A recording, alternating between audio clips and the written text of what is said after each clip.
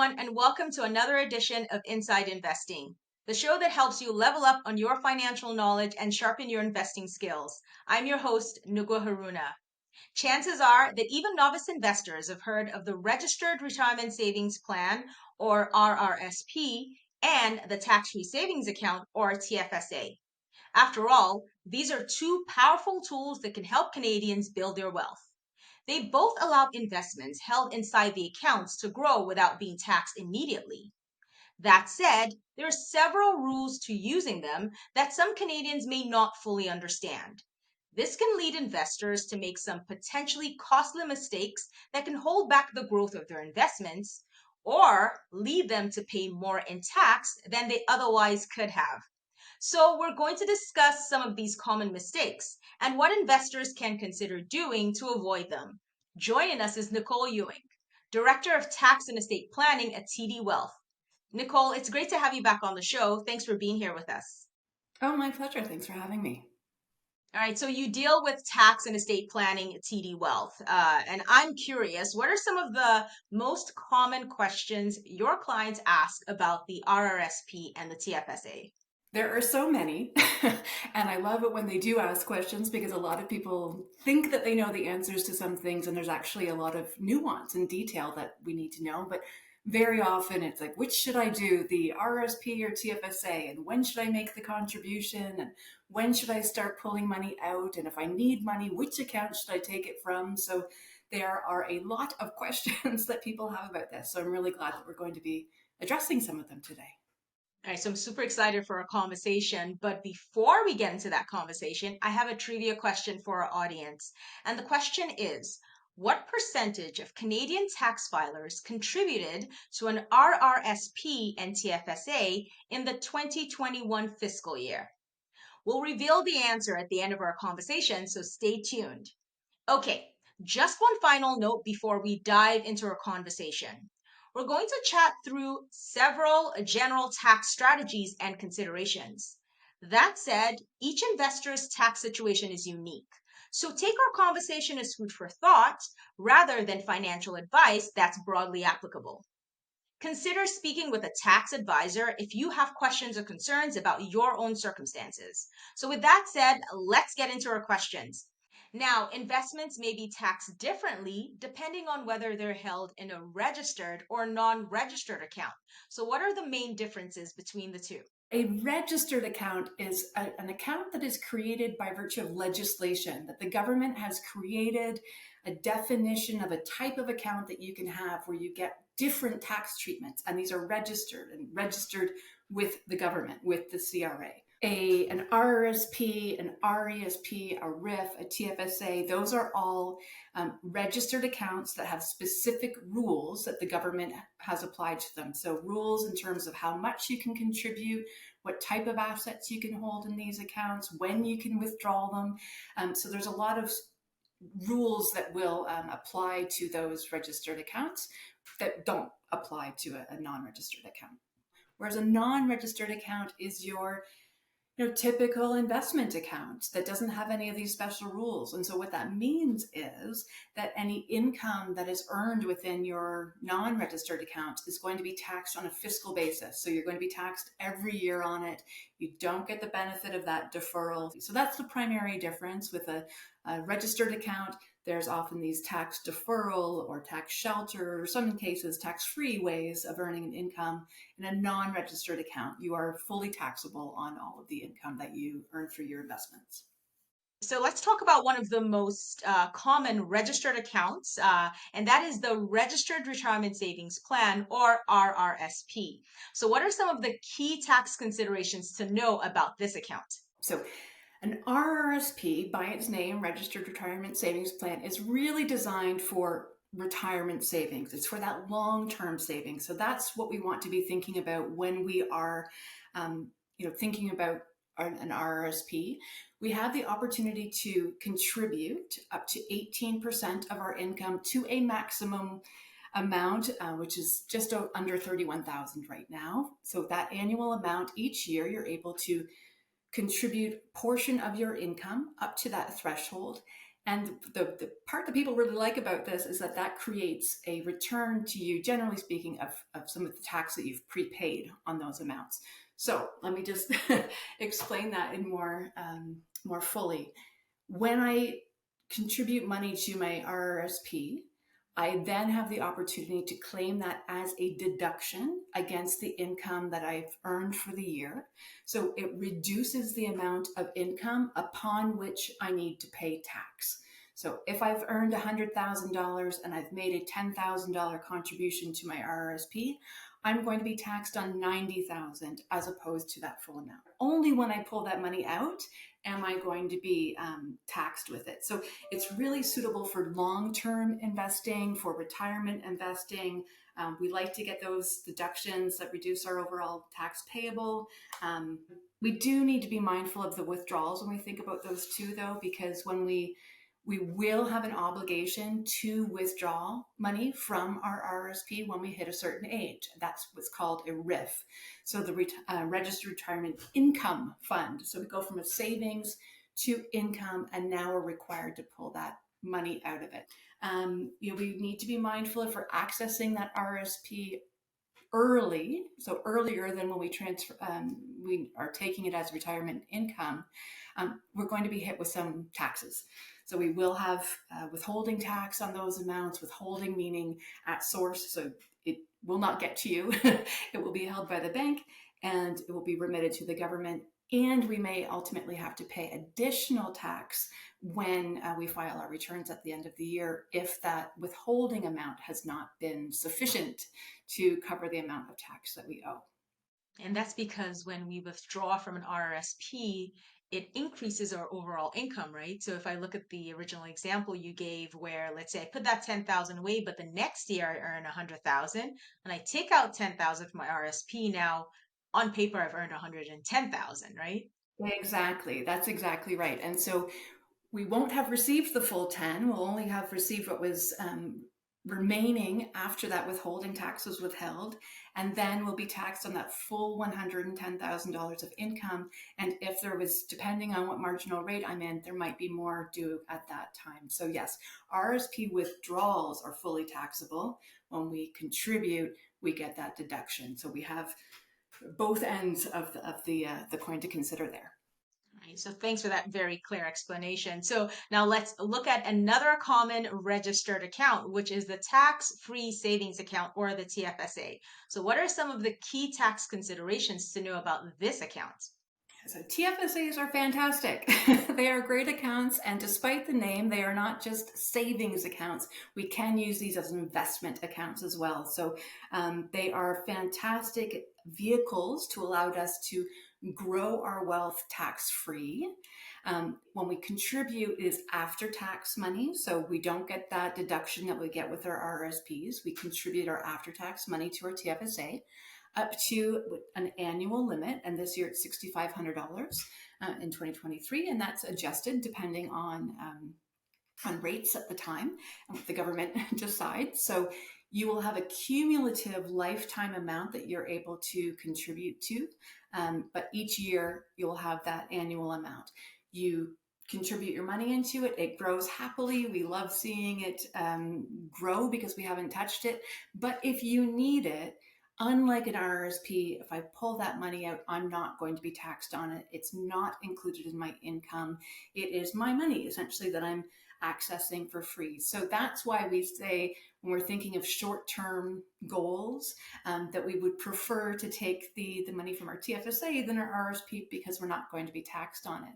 And the other great thing about a TFSA is even if I do take the money out, I say, oops, I need it. It's grown for me. I'm going to pull it out and access it now. That next year, that contribution room will come back. So if I took that 10,000 out of my TFSA, next year I will get that on January 1st, that $10,000 contribution room will come back to me and I'll get to recontribute. That's different than an RRSP. Once you pull the money out of the RRSP, that contribution room is gone and you don't have the opportunity to recontribute again. So a few really important differences to keep in mind. So, all right. So now let's get into some of the common tax mistakes that investors tend to make when using an RRSP or a TFSA and what they can do about these mistakes. So the first mistake is holding foreign dividend stocks in a tax-free savings account. So why might this be a problem? Well, because a tax-free savings account is a Canadian account. It's something that we've designed here. And unfortunately, other countries haven't necessarily agreed with our with this account or haven't treated it in the same way. And so we are taxed on our foreign dividends that we are earning in our TFSAs. And that can be withholding, like that can be withheld, or we can have multiple different ways of needing to pay that tax. But ultimately, we need to pay tax on the on foreign dividends. What could an investor consider doing to avoid this issue of, paying taxes on these foreign investments? Well, so I think we want to, firstly, we don't want tax to wag the dog, right? We want to be aware of what the tax issues are, but that's not where we stop. We don't just decide, okay, this is the most tax efficient, so that's what I'm going to do. There might be other reasons for doing things differently. But when it comes to this sort of an issue, we might want to hold those certain dividend producing stocks in a different type of account. So we can perhaps hold them in our non-registered account or our RRSP account, which is for many purposes treated the same way. We want to essentially look at what the tax treatment would be in a TFSA, RRSP, and non-reg account, and put the types of investments that don't have that negative tax treatment into the right vehicle. I usually like to present this in a bit of a chart form so you can see the before and after and how the different types of investments are treated for tax purposes. But it does matter whether it's in your TFSA, RRSP, or in your non-reg. So if it doesn't work for your TFSA, don't necessarily scrap it. Think of it as a different account.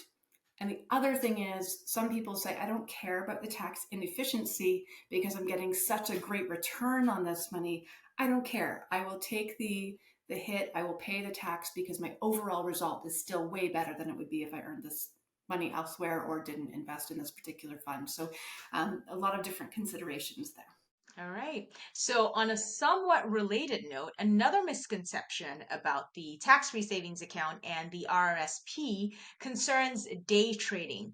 So, this one is often misunderstood due to a wrinkle in the language in Canada's Income Tax Act. So, can you clarify things for us? This is my favorite. This is one of my favorite did you knows because if you ask 10 of your friends, I would be surprised if even one of them knew this rule. So the Income Tax Act says that I must include a certain type of income in my return. Generally speaking, TFSA income doesn't need to be included, but business income earned in a TFSA does. And day trading has long been regarded as business. This is a business that you're engaging in. And so our TFSA, if you're day trading in there, you are fully taxable on that amount, and that is frowned upon. But little known fact is in your RRSP, there's actually a carve out for business income earned from qualified investments, which is day trading. That's essentially the definition. And so if you have earned money on qualified investments doing day trading in your RRSP, you are not going to be taxed on that. So the relevant sections for those who might want to look this up if you're curious, for TFSA, it's section 146.2 sub 6 at the Income Tax Act, and for your RRSP, it's section 146 sub 4. And that will show you very similar language, but the TFSA does not have the carve out that the RRSP does. I love that bit of information, right? Because the typical misconception out there is that you can't day trade in registered accounts, no questions asked. So by sharing that additional information and educating our audience there, and thank you so much for sharing where exactly they can find that information in the tax code. They can go in there, check it out, see what those exceptions are. That could potentially make their investing journey even more interesting if they've been considering day trading. Okay, so the second tax mistake on our list is accidentally over contributing to a TFSA or an RRSP. So, how might an investor stumble into this messy situation? There's so many ways we can unfortunately find ourselves in this situation. I think one of the most common ones is where somebody says, I'm transferring my account from this financial institution to this financial institution. They cash out the money and then they take it over to the other institution. And unfortunately, when you cashed out from the first financial institution, that was a withdrawal. So that money has been taken out unless you have the contribution room to put it back in. And in that short term, you will have over contributed if you open this new account at the other financial institution. So be aware if you're moving between financial institutions, you need to move your account at the bank level. Don't take the money out and walk over with a check. Other ways that we might over contribute is simply not knowing what our limits are. And we might be looking at our notice of assessment from the year previous and then forget that we've actually done things since then. So we might have a number in mind, but maybe we have automatic contributions in our workplace. Maybe I did a percentage instead of a dollar amount, and now I'm earning more, and that percentage is actually higher than what I would have intended to be going over, and now I've accidentally over contributed. Oftentimes people don't realize with a TFSA that rule about, yes, the contribution room comes back and regenerates, but not until the next year. So not until January 1st. And so if I've taken money out and then recontributed it right away, I'm going to be in an over contributing situation, and there's penalties. So I may have it's 1% per month for the amount that I'm over, that I've over contributed. The CRA is mindful of them. They do monitor these accounts. If you've over contributed, it will be identified and not something to take lightly, I'll say. What are some of the things they could do to avoid making this mistake, or when they've made these mistakes, how can they fix it? So if you've made the mistake, get the money out. Firstly, talk to tax advisors, make sure that we understand the lay of the land. But generally speaking, just get the money out. And if you've over contributed and you realize it and you take it back out, you may have to pay for that brief time that the money was in the account, but you're stopping the bleeding. You're not going to have to continue to do it. It's not an ongoing punishment forever. So take the money out. Other ways of just being really careful and monitoring what you're contributing and where, and having a process for determining, what your contributions are going to be, making sure that you know what your automatic withdrawals and deposits are through your employer, through your bank. There's 1-800 number that you can call. There's online resources. You can log into your account and see what your contribution room is, but just be mindful of it, keep records, make sure that we're not taking it lightly. It's important to be keeping track of that sort of thing. Okay, so now let's move on to the third mistake, which is prioritizing contributions to either an RRSP or a TFSA when the other account may be the more tax efficient option in the long run. So, how might choosing the wrong account lead an investor to pay more in tax than they otherwise could have? If I've contributed to my TFSA instead of my RRSP, I've immediately not gotten the deduction, right? The opportunity to claim a deduction against my income tax. And so we need to be thinking about what is the value of that refund that we would be getting if we contributed into an RRSP versus a TFSA, and what is the value of that? Could we invest it? Could we reinvest it? Is it going to be earning us great income and compounding and all that sort of thing? So I'd say with a TFSA, forgetting about the value of the deduction is probably the primary mistake. Not really thinking about it. I think with our RRSPs, one of the primary mistake is really not thinking about what we're going to use the money for. What are we going to do with it? What's the purpose of our investing? And if it's long-term, an RRSP is probably going to be the preferred, depending on, again, the income that you're earning now versus the income that you're earning later, the RRSP might be preferred. Other issues would be where, gosh, I'm not thinking about how old I am and I'm not thinking about my retirement plans, and I'm just happily getting as much money into my RRSP as I can and not realizing that I'm going to have to pull that money out one day. I need to have a withdrawal plan, and I could inadvertently be putting so much money into my RRSP that I don't have that I'm going to be earning too much income in my retirement, and therefore maybe losing out on my old age security, maybe not being in a higher tax bracket than I intended. So I'd say putting money into an RRSP without thinking about what the drawdown strategy is going to be is probably one of the bigger mistakes. All right. So even going through this, we can see that this tax mistake is tricky because there's so many unknowns involved. So that said, what are some considerations to keep in mind that might help an investor figure out which account to prioritize given their unique situation? Yeah. So usually the number one thing we start with is how much money do I make now and how much am I expecting to make in the future? Because the value of the RRSP account is that presumably we're going to get our tax deduction now, so we don't pay tax now. And in the future, when we pull that money into our income, we're going to be in a much lower rate because we're in retirement, we won't have as much income, and therefore we don't have to pay as high tax. So that's when we want to think about if that's not going to be true for you.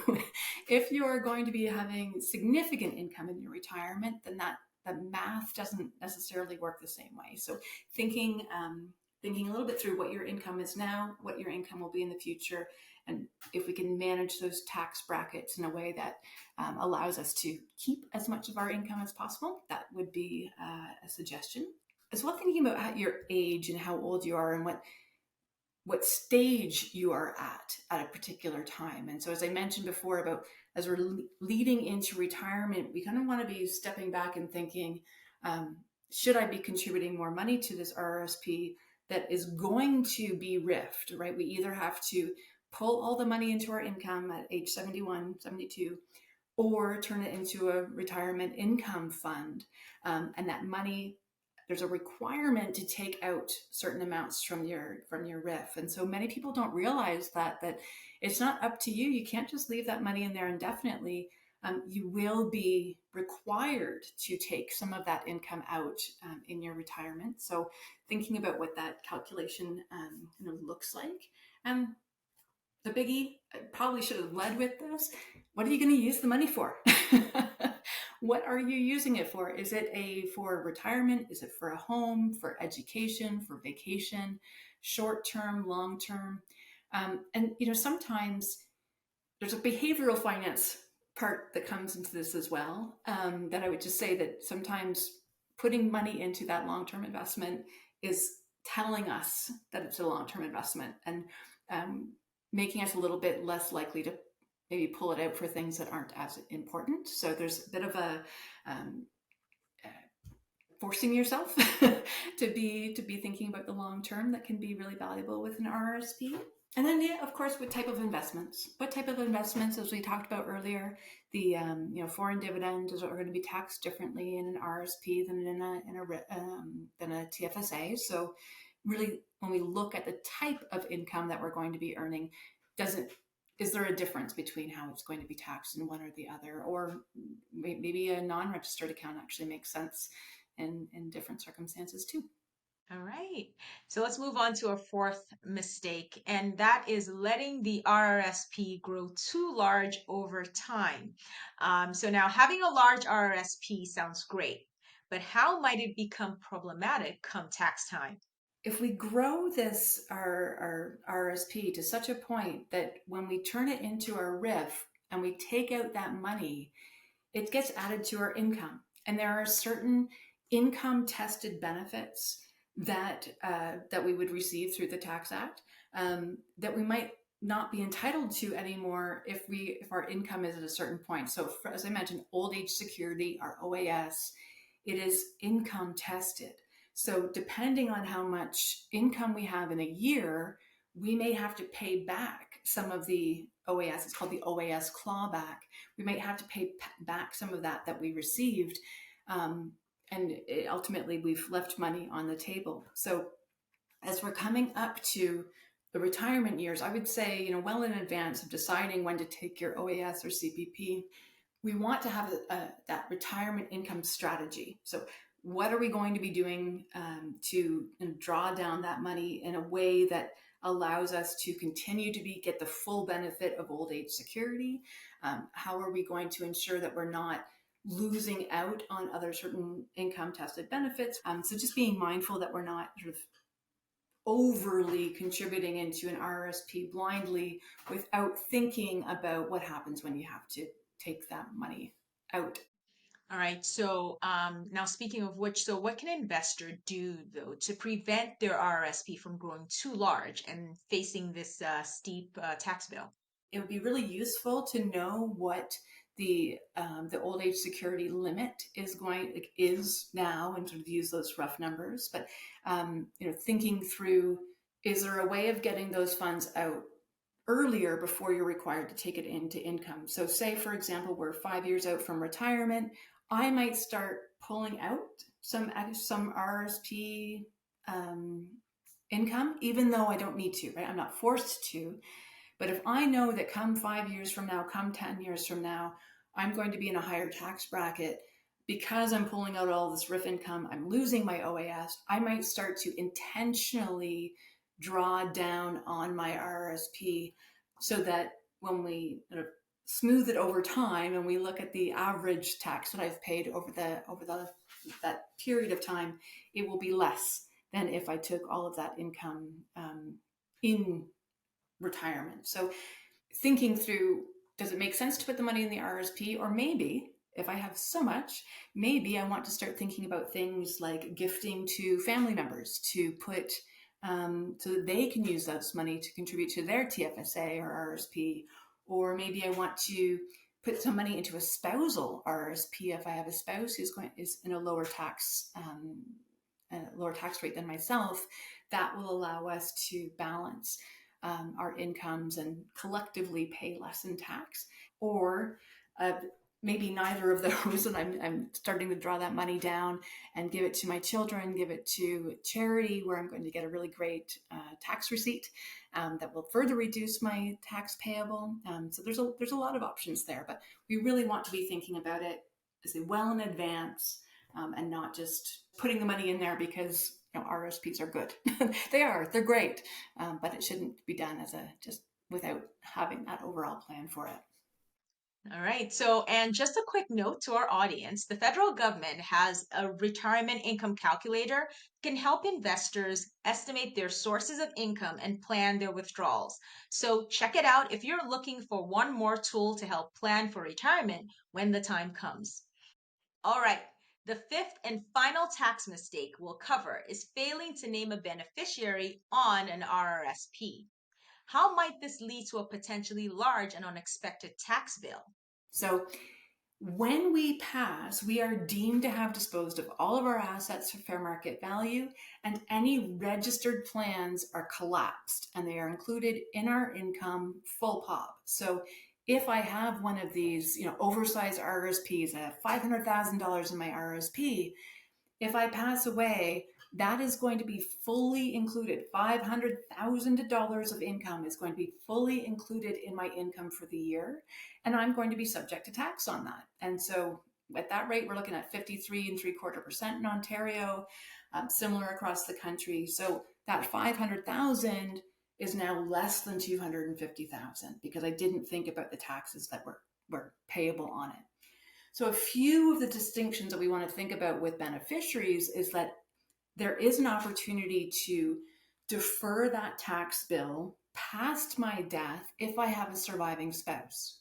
So I can name my spouse as beneficiary and they will receive those funds. And that way the income does not get added into my year of death, and my spouse can continue to use those funds and only pay tax to the extent that they take money out or eventually upon their death. So by naming that beneficiary, we've pressed pause on the tax bill and can potentially have many more decades of those funds being available for use without paying the tax. If we don't name that beneficiary, there is still some options for the estate if you have a surviving spouse, but both the executor of the estate and your spouse have to play ball and agree to file the forms in a way that will allow that deferral to continue. Where people get in a little bit of trouble with this is when they don't anticipate these issues. The spouse gets the spouse is named on the RRSP, and then they don't check that election box. They don't choose to have that deferral apply. The income is fully included in the deceased's income for the year. They have to pay tax on it, but they don't have the RRSP anymore because it's gone to the spouse, and the spouse has chosen not to allow that tax deferral to happen. So all to say, it can get a little bit testy here. We want to be very careful when we name a beneficiary to think about who do we want the money to go to and who do we want to pay the tax bill. And hopefully those two things line up and really make sure that we're thinking about what's going to happen if we don't do that. I know we talked a little bit on that in terms of naming a spouse, but is there anything else that the investor could do to avoid this situation? So I'd say that the best approach to this is just think about who's paying the tax, where that money is going to come from. Is it going to come from the registered plan itself, or is there going to be some other source that we need to have liquidity at time of death to pay that bill? Naming a spouse allows us to defer it. Naming anybody else, we really need to think about where that tax bill is going to be, how it's going to be paid, and from what assets it's going to be paid. And it's really great you mentioned that, because a lot of times, a lot of investors may not be aware that naming anybody else besides the spouse as beneficiary, also they have to consider where that tax bill comes from. So thanks for mentioning that. And just a quick reminder to our audience, if you're interested in hearing some other ways to potentially trim your tax bill, check out Nicole's past webinar with us. It's called 5 Ways to Help Lower Your Taxes Before Year End, and it's available in the Learning Center on Webbroker and on TD's YouTube page. All right, Nicole, we're going to have to leave it there. Thank you so much for taking us through some ins and outs of the RRSPs and TFSAs for our viewers to consider. Now, before we wrap things up, let's reveal the answer to a trivia question. As a refresher, the question was, what percentage of Canadian tax filers contributed to an RRSP and a TFSA in the 2021 fiscal year? And the answer is less than 23% of Canadian tax filers contributed to an RRSP, and just 57% contributed to a tax-free savings account in the 2021 fiscal year, according to data from Statistics Canada. So what do you think about that, Nicole? They don't surprise me as much, disappoint me. I know that it's hard to come up with funds to put in there, but these are such incredible accounts that, if you're investing anyways, doing it through a registered account can just really provide you a much, much higher return. And don't miss out. Right. So thanks again for joining us. And to those in our audience, make sure to register for our upcoming live webinars and check out our library of on-demand content available in the Learning Center and on our YouTube page. See you all next time. All right, awesome. So now let's get to questions from our audience. See some great questions rolling in. We're going to kick things off with a question from Stanislaw. And the question is, if I have a large RRSP, can I only set up a RIF for half of the account and contribute the RRSP to the other half? You can convert a portion of your RRSP to a RIF. Once that portion has been RIF'd, though, you are required to take the withdrawals from that. So, yeah, I mean, if perhaps you're taking your withdrawals from your RIF and putting them back into your RRSP. I'm trying to think through the math of that quickly, but I would recommend speaking with the financial institution, because it's their forms that would need to be completed in terms of doing that conversion from the RIF, from the RRSP to the RIF. But from a tax perspective, there is not a requirement to RIF the entire amount. Nicole, just to follow up on that. So would it make a difference then, instead of opening a RIF if you don't have to, just withdraw? Like, would there be a difference between just withdrawing directly from the RSP or converting it to a RIF first? Because we know when it becomes a RIF, you must take money out, right? As an Right. RSP, you have options. So is there a difference why you would, or is there a reason why you would want to keep an RSP and a RIF at the same time? Is there an advantage or a disadvantage? Yeah, I'm thinking here about the tax implications. So, um, firstly, on the one side, the advantage would be that if you're, pulling down some of it, your mandatory withdrawals would be less than if you brought your entire RSP into the RIF, which would increase very likely the amount of mandatory withdrawals that you're required to take. And then from a tax perspective, with the RRSP, if you were simply pulling the money out from your RRSP, you're going to be hit with the withdrawal. The withholding tax on the RRSP. Just trying to think quickly from different perspectives whether it would impact any benefits that you're receiving in terms of what type of income it would be characterized, but I can't think of whether the RIF income or RRSP income would be treated differently for any of the tax benefits. I don't think so, but don't quote me on that. I'll have to look into that some more. Good question. And to that point, we always recommend that you speak with a tax professional, sit down with them, they take a look at your books, and they're able to give you, I guess, the best suggestions in that situation.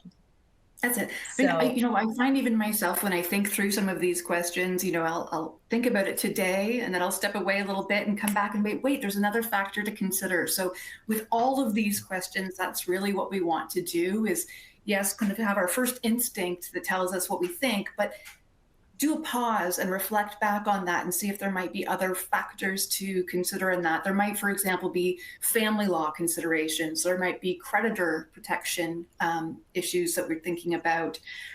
If we name beneficiaries, what are the kind of implications there? So as I sit with the question a little bit longer, I can see where there might be some other factors to consider. So we always want to do that with all of these sorts of, we're looking at it from the individual question of the tax implications. And then we want to go a little bit broader and start thinking, what does that mean for my overall portfolio? How does my family circumstance impact this? Life expectancy, all of those sorts of issues will come into play. So that's sort of like an overall caveat, that the quick answer isn't always the fulsome answer. Right, excellent. So I hope that answered that question for you, Stanislaw. So we have another question from Douglas. And so Douglas is saying, if you have over contributed to your RRSP and just take it out, won't the bank produce a slip that will make you pay tax on the money that you were never able to deduct? Isn't there a process to avoid this?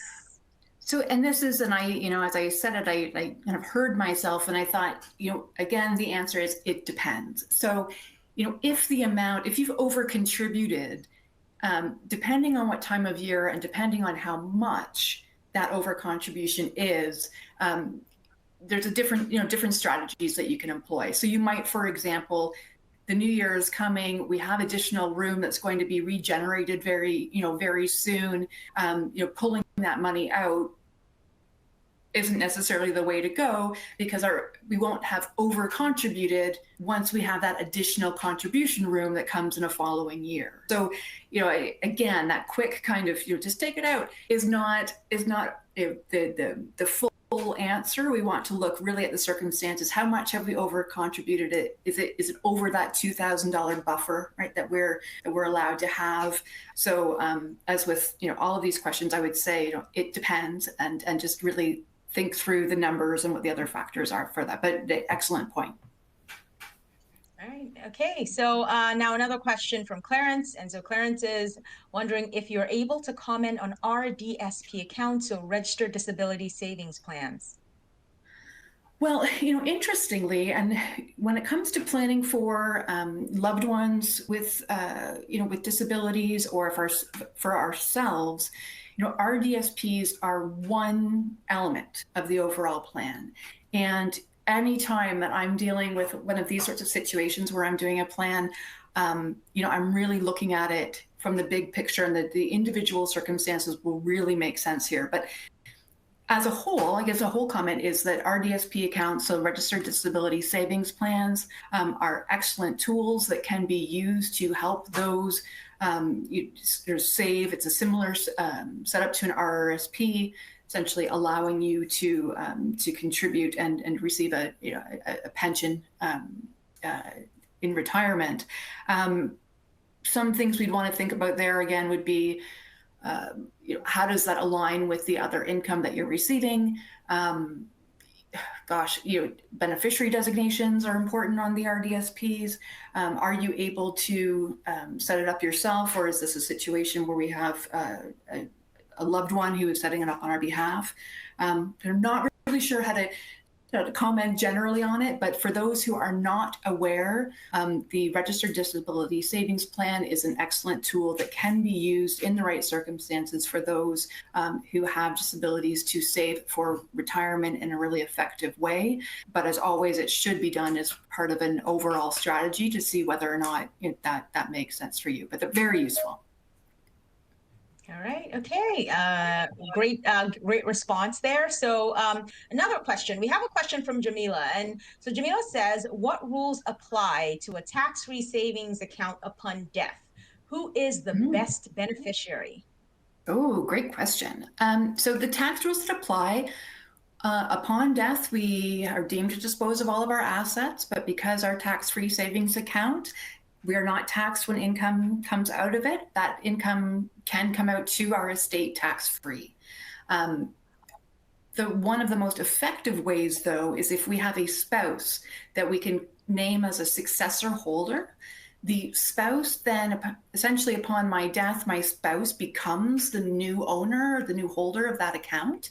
And the room is preserved. So the contribution room of the deceased person is preserved. You are able to have both your TFSA and your deceased spouse's TFSA. You can combine them if you wish for administrative purposes, but lots of really good reasons also to keep them separate. So a successor holder for a spouse is really the kind of the gold star way of leaving assets in a TFSA. Otherwise, naming a beneficiary, that can be anybody that you would like to name, including a charity, for example. You would name the beneficiary on the form. They would then receive that money. It would not go through the individual's estate. It wouldn't be dealt with by their will. It wouldn't go through probate. Those funds would essentially just transfer directly to the beneficiary. So very useful. If you haven't named somebody, then your TFSA would go to your estate and be governed by your will the same way that anything else is. And if you don't have a will in place, then it would be the rules of the province, the intestacy rules, that would apply and dictate where those assets went. If we do the successor holder method, we also don't pay any tax on growth that happens after death. But if we are naming a beneficiary, then we would have to pay tax on the growth after death, unless and until you're able to contribute that into your own TFSA based on the contribution room that you have available. Okay, so successor holder is typically a spouse, and then in that situation, as you mentioned, any growth that's happening in that tax-free savings account, there's no taxes on it. But if the account, if it goes to a beneficiary who's not a successor holder, then any growth after death will be taxed. Correct. And a spouse, for the purposes of this TFSA's successor holder designation, includes common law spouse as well. And for tax purposes, which is different than family law and estate law purposes, for tax purposes, a common law spouse is somebody that you have lived in a conjugal relationship with for a year, which is much sooner than I think people realize.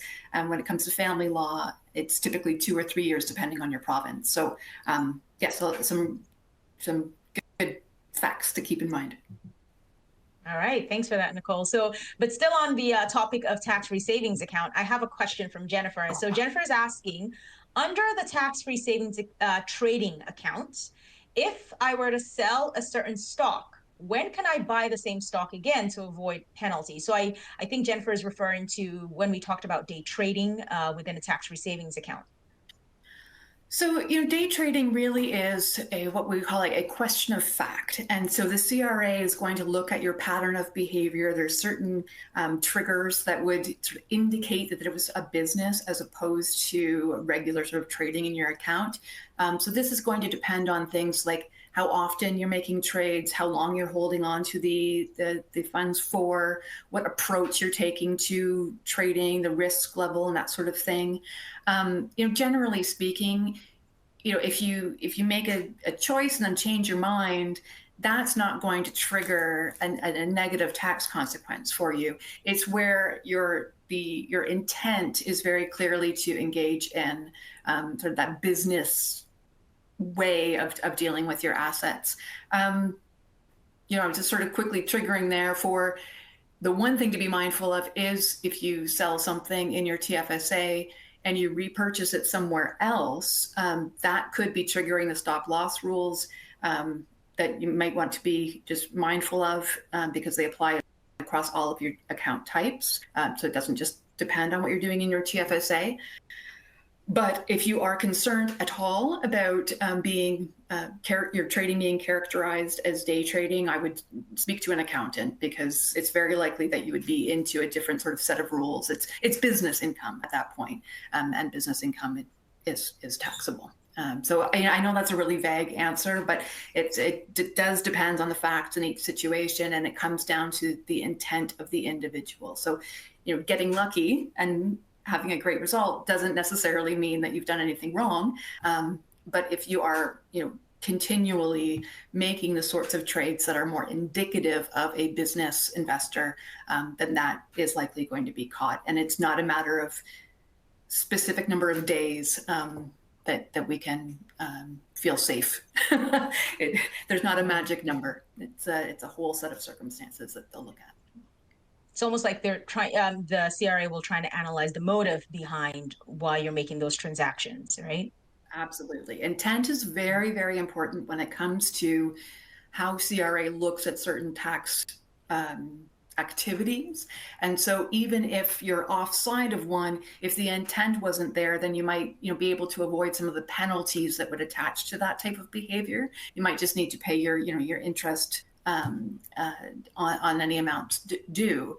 But just be mindful, be careful. This question is from Alina. So Alina is asking, can a RRIF account be an investment account too, like having dividend paying stocks in it?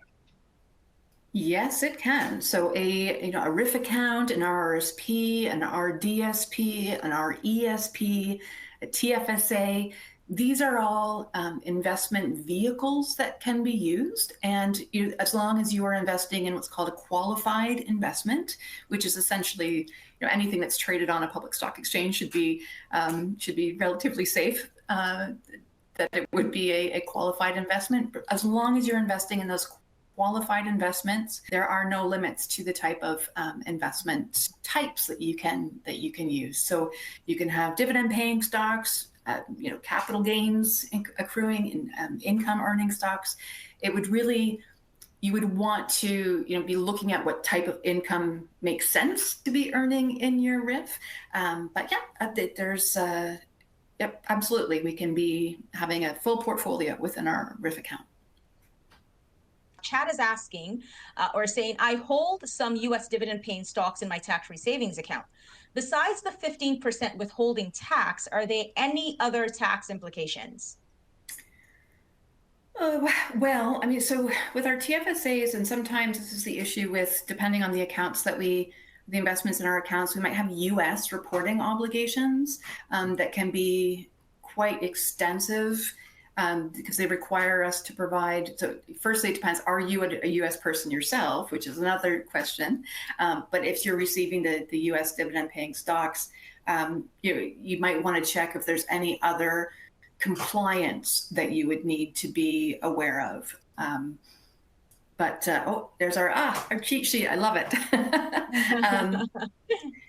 So this is I would say this is a really helpful guide in terms of what the tax treatment is going to be, but it's whether or not you can recover the withholding tax or not. That's often the big definitive question there. But I'd say on the TFSA side, it's more about compliance and the costs associated with compliance rather than a different tax. Hopefully that makes sense. All right. Okay. So there's your answer, Chad. Okay. So another good question we have from Doris. So Doris is asking, if the beneficiary is not a spouse, can the beneficiary receive the deferred RRSP tax plan? So if the beneficiary is not a spouse, I have named my child, let's say, as my beneficiary. My estate is responsible for the tax. So the only way to avoid the tax on an RRSP, because it's collapsed and included in my income for tax purposes, the only way to avoid that is if there is one of these rollover provisions that allows you to transfer it to a spouse, for example. Spouses, there's just different rules that apply generally. But if I name my child, they will receive essentially the after-tax proceeds of the RRSP. There are some opportunities with RDSPs where you can transfer from an RRSP to an RDSP, but the beneficiary themselves won't be subject to tax on the amount that they receive. And then if they're able to, if they have the contribution room available, they can contribute those proceeds to their own RRSP or TFSA and access those tax sheltering accounts in their own name. All right. Yeah, because we mentioned that unique idea of deferring taxes is just available to a spouse. And as you also talked about, a common law partner. So that's unique to that. Okay. All right. So another question from Shirley. So Shirley is saying, if you name a charity as the RRSP beneficiary in a will, does the estate pay the tax bill? Well, I mean, the wonderful thing about if you name the charity as the beneficiary, then your estate will also get the receipt that can be used to reduce the amount of tax that is payable. So it's a very efficient way that some people consider. If they name the charity as their RRSP beneficiary, then it A, keeps it of the estate, so you're not paying probate tax on it, and B, you get the benefit of the full charitable tax receipt that is able to, again, subsequently reduce your taxes. One thing I do want to say, though, is if you're thinking about making charitable donations, it's really a good idea to look at some of your non-registered accounts as well. Because if you have stock with accrued gains on it in your non-registered accounts and you donate that, it wipes out any of the gain that would have otherwise been taxable, and you get the charitable receipt as well. So there's a double bang for your buck. It's a very useful strategy, but essentially the estate will always be responsible for the tax bill. But it can be reduced if you're naming a charity. All right, I'm loving the answers we're getting here, because I'm also learning a lot here, and I know that that's the same experience with our audience, and we have so many great questions. So a question from Anne. So Anne is asking, so your children would pay taxes on tax-free savings accounts when you die? No. So sorry if I wasn't clear on that. Your children would receive the proceeds of your tax-free saving account. If there has been between the time that they receive it and the time of your death, so there might be, so if it's held at a financial institution, for example, and income has been generated during that period before it gets into your children's hands, then they may be paying that tax. That's sort of the income that I'm talking about there. But no, if your children receive that money from your TFSA, they receive that tax-free. There's no tax payable on that. They are able to contribute it to their own TFSA, but only if they have the contribution room. So that's really the distinction between leaving it to a spouse and leaving it to anyone else. Your spouse does not need to have any contribution room available in order to have that the funds continue in a TFSA and protected from tax. Anybody else who's receiving those funds would need to have their own contribution room in order to continue that tax-free treatment of those funds. Okay. All right. Thanks for that clarification. We have a question from James. And so James is saying spousal RRSP contributions versus spousal pension sharing. What's the difference? Oh gosh, good question. And so just to level set, a spousal RRSP contribution essentially allows an individual to contribute to their spouse's RRSP so that the income is earned in the hands of the spouse during retirement, that they have their own RRSP that gets RIFed and that they are able to use. And then hopefully there's a bit more of an equality in the income that both spouses are earning so that you're reducing your overall tax rate. So that's sort of the premise behind a spousal RRSP, is that we're shifting money from the hand of the high income earner into a retirement account for the benefit of of their spouse.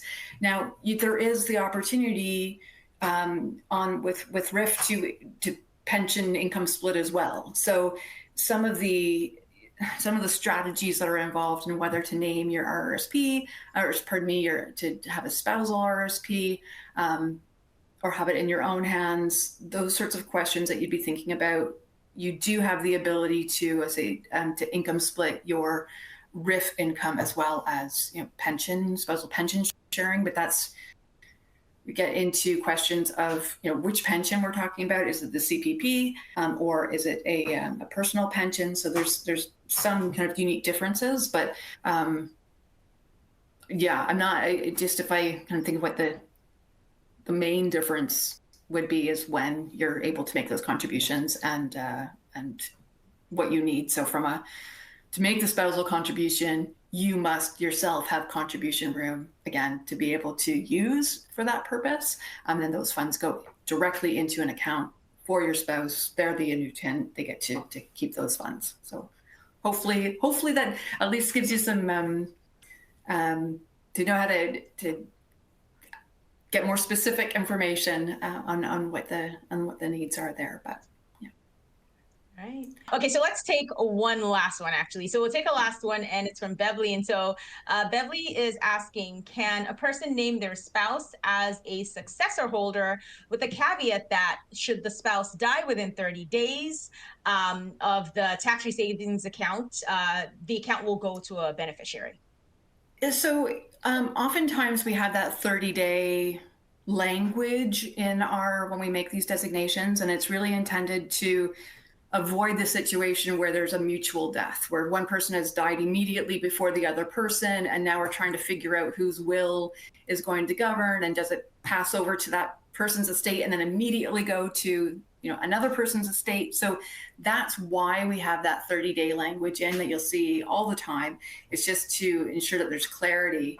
And I would suggest that, yes, you would want to have what I would call contingent beneficiary named. So you would name your spouse as the successor holder, being careful that the language is in fact a designation, because there's sometimes, if it's more of like a wish, or if there's too many of these sort of caveats or contingencies, it won't actually be treated like a designation. So this is where you'd want your lawyer to ensure that they're using that specific language that's required in your province. But yes, when we would name our spouse, and then we would name a contingent beneficiary who would be able to receive those funds in the event that our first named beneficiary, whether it's our spouse or anybody else, had predeceased. All right. It's been such a great conversation. I always enjoy, your sessions with us. We get a lot of participation from the audience. I want to thank you so much, Nicole, for actually sticking around an extra 10 minutes to answer these questions.